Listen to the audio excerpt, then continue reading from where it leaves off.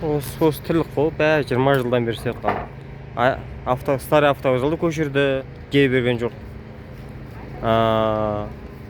Төменгі базарды құртты, Карл Маркс құртты, бірақ жер берген жоқ та ешқандай. Бәрі кредит бар мысалы да. Білмейміз, қай жаққа баратынын. Хотя бы болса жер, жол бірдеңе берсе нормально қойдың да.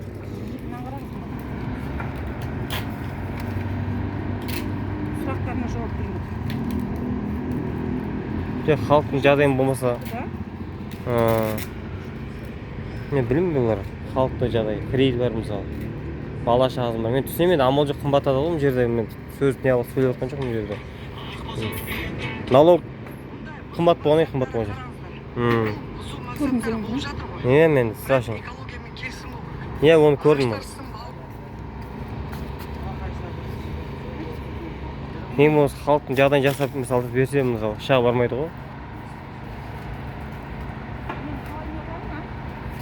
Наверное, сүйреп шығару білмеймін, мұның бәрі.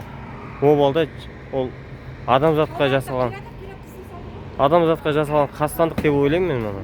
Халық ақылдасып, білмеймін мен.